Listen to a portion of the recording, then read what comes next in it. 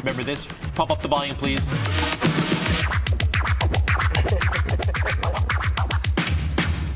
What the heck were they thinking when they made this video to this awesome song?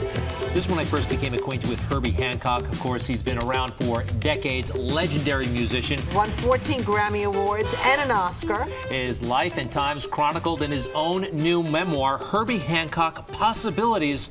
Herbie Hancock, welcome to Good Day New York. It's a privilege to have you here, sir. Great, thank you very much. Thanks for inviting me. Well, obviously the possibilities are endless when it comes to you. I mean, it really was an amazing book to read. Oh, thank you very much. How did you get into jazz as a kid? Well, actually, I was into classical music before I was into jazz. A prodigy. Well, I don't use that you word wouldn't on say myself. that. No, That's what the critics in Chicago were saying.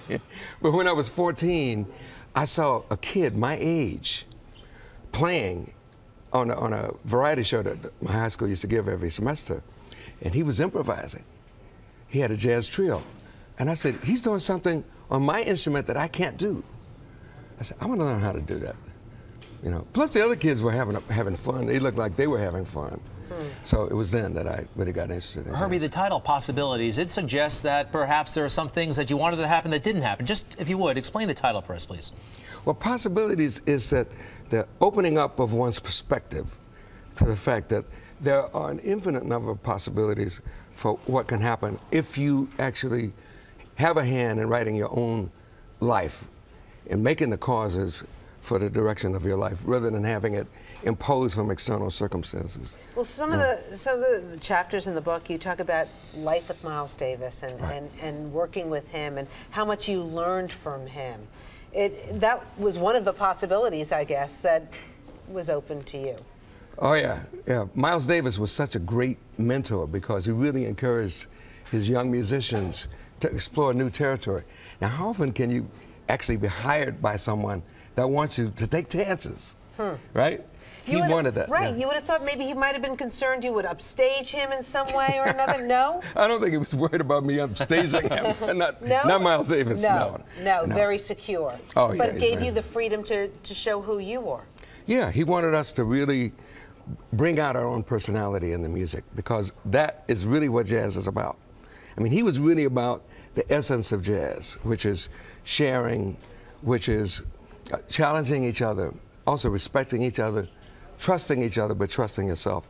A lot of those kinds of things, and having the courage to explore new territory. Yeah. If we can take a look at the cover of your book, you have a very calm pose. Your legs are crossed, and it looks almost Zen-like. And sir, correct me if I'm wrong, but your philosophy, your I'm a Buddhist. Your religious beliefs impact your music, correct? Well, my religious beliefs impact my life. All aspects of it. It just opens everything up about me as a human being, about how I look at the rest of the world and how I look at other people. Yeah. In the book, you get very personal. You talk about meeting your wife, Gigi. Right. What that was like at that time, because it was an I had to put my wife in the book. Are you kidding? Well, you've been married how many years now? 46. God bless you. What is the secret? Let her be who she is, and she allows me to be who I am. She doesn't try to mold me. I don't try to mold her. That's what works. But in the book, you talk about she was concerned about you. There was one part where she got some people together and basically held an intervention because you say Gigi's eyes were red from crying. She said, Herbie, I'm not going to watch you die. Right. You were involved. She takes no crap from me. Yeah. But she's a very strong woman. What was the issue when she had to have this intervention? Well, I had a problem with smoking crack. When was this? This was back in the 90s. And I tried to stay away as much as possible. It was curiosity that actually led me to do it that first time. It was cocaine, and I knew something about cocaine, so I figured, how bad can it be? And I figured maybe I'll just see what it is, and that's it. I had no idea until the first time I did it, and I said to myself, oh no, I should never have done this. Because you were addicted pretty quickly to it? Well, I thought not. I said, never again. And about 3 months later, I did it again. 3 months later, and I kept trying to keep it apart from the rest of my life. apart from the music, apart from my family, which actually helped me not to do it more often.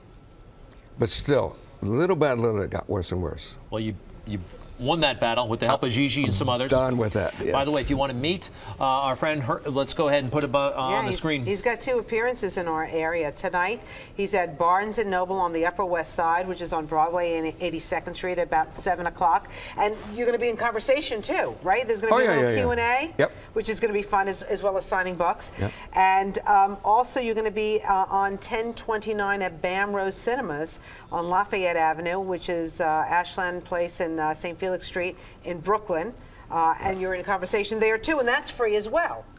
Hey, that's Herbie, nice. Can we the book's not free. Okay, we got that now. Real quick, this Rockit video, what was going on with the half robots and the jerky mannequins? If you can roll the video one more time, this was wild, and it was kind of revolutionary. What was your role in creating this, and what's the message here? You know what I did?